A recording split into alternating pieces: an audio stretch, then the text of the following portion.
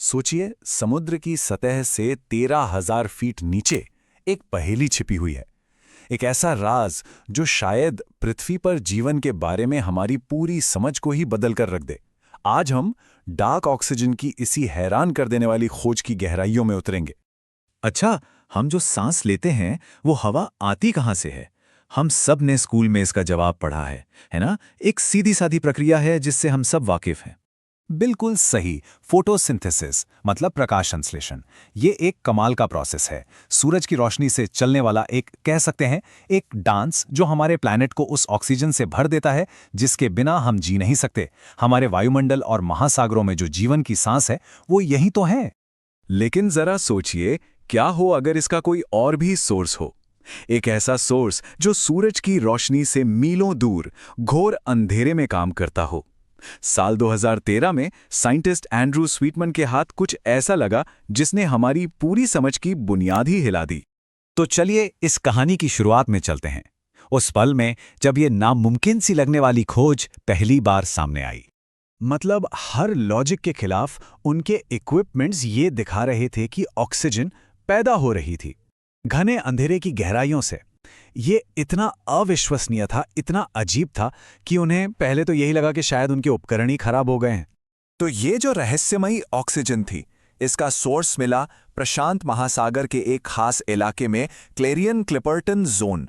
और जैसा कि बाद में पता चला, ये मामला सिर्फ एक साइंटिफिक खोज से कहीं ज्यादा बड़ा था। पता है, ये इलाका असल में खनिजों के एक बहुत बड़े खजाने के ऊपर है। कितना बड़ा? अंदाजा है कि इसकी कीमत $17 ट्रिलियन से भी ज्यादा है। समुद्र के तल पर आलू के साइज के पत्थर बिखरे पड़े हैं। इन्हें कहते हैं पॉलीमेटेलिक नोड्यूल। लेकिन ये सिर्फ पत्थर नहीं है, ये तो हाई डिमांड वाली धातुओं से भरे हुए खजाने हैं। मैंगनीज, निकल, कोबाल्ट। और यही वजह है कि डीप सी माइनिंग कंपनियां इन पर नजर गड़ाए बैठी हैं। तो फिर यहां खरबों डॉलर का सवाल ये उठता है कि क्या यही कीमती नोड्यूल्स, यही पत्थर उस रहस्यमयी ऑक्सीजन का सोर्स हो सकते हैं? अब इस पहेली को सुलझाने के लिए स्वीटमैन और उनकी टीम ने लैब में एक बड़ा सीधा सा एक्सपेरिमेंट किया। उन्होंने गहरे समुंदर जैसे हालात बनाए, मतलब ठंडा खारा पानी, और फिर उन नोड्यूल्स को उसमें रखकर देखा कि आखिर ये कर क्या रहे हैं। और नतीजा सच में चौंकाने वाला था। ये पत्थर बिना किसी बैक्टीरिया या किसी भी जिंदा चीज की मदद से अपने आप ऑक्सीजन बना रहे थे। इसी से उनकी वो क्रांतिकारी थ्योरी सामने आई कि ये जो नोड्यूल हैं, ये असल में समुद्र के तल पर पड़ी अरबों छोटी छोटी नेचुरल बैटरियों की तरह काम कर रहे हैं। जैसे एक बैटरी काम करती है, ठीक वैसे ही ये एक छोटा सा इलेक्ट्रिक करंट पैदा करते हैं। और ये करंट इतना काफी है कि पानी को उसके हिस्सों यानी हाइड्रोजन और ऑक्सीजन में तोड़ सके। इसी प्रोसेस को इलेक्ट्रोलिसिस कहते हैं। लेकिन यहां ये बिना किसी बाहरी पावर सोर्स के हो रहा है, और इसी से बनती है डार्क ऑक्सीजन। तो जब 2024 में यह रिसर्च पब्लिश हुई तो इसने एक तरह का टकराव पैदा कर दिया। एक तरफ था साइंस और दूसरी तरफ थी powerful mining industry. The metals company, जिसके पास उस इलाके में माइनिंग के राइट्स हैं और जिसने शुरू में इस रिसर्च को फंड भी किया था, उसने फौरन इन नतीजों को गलत और गुमराह करने वाला बताकर खारिज कर दिया। लेकिन बात सिर्फ कंपनियों के फायदे नुकसान की नहीं थी। दूसरे साइंटिस्ट्स ने भी कुछ असली सवाल उठाए। और देखिए, साइंस की खूबसूरती यही है कि वो लगातार बहस, टेस्टिंग और वेरिफिकेशन से ही आगे बढ़ता है। तो इन्हीं अनसुलझे सवालों और उस नाजुक इकोसिस्टम को होने वाले संभावित खतरे को देखते हुए फिलहाल डीप सी माइनिंग पर एक रोक लगी हुई है। ये एक तरह का ठहराव है, जब तक कि हम इस नई दुनिया को और बेहतर तरीके से समझ नहीं लेते।